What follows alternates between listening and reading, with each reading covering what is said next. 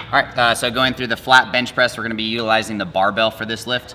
Gonna talk about the setup first. So for the setup, we wanna make sure that when we set up under the bar, eyes are gonna be right under that bar. That is gonna make it less likely for us to hit the hooks as we're performing the bench press. We wanna go hand grip about thumb distance away from the knurling, so definitely wider than shoulder width for this setup. We're gonna make sure that the shoulder blades are gonna be pulled together and down, and we're gonna maintain that shoulder blade position as we go through the bench press. We're not gonna allow our shoulder blades to protract or come apart as we perform that bench press. We're gonna stay in that position as we execute, locking the arms out and bending.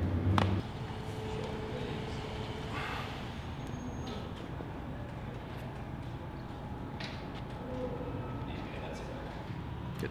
Next one, talking about the descent. So when we're descending from the bench press, once we've performed our setup, we're gonna be lowering that bar down. We wanna make sure that our wrists stay stacked over our elbow. So there's gonna be a little bit of a curve as we lower that bar down. So bringing the bar below the nipple line to the sternum. Once we get there, that's gonna be our descent.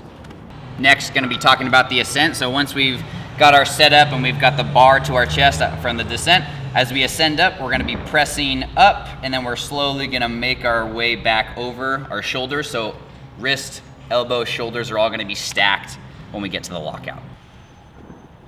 Next one, going over the bar path. So as he descends the bar to his sternum, he's gonna notice the arcing, elbows staying under the wrist. As he locks out, he's getting his wrists, elbows, and shoulders back under the bar.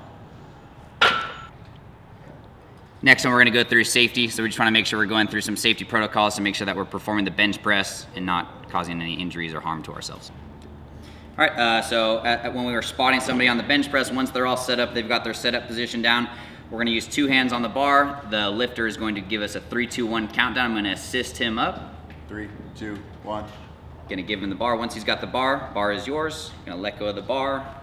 After he's done performing his reps, the spotter will then again take the bar, assist him to the hooks, and making sure that he's on both hooks before we let go of that bar. So if we don't have a spotter available, you can utilize the safety bars here.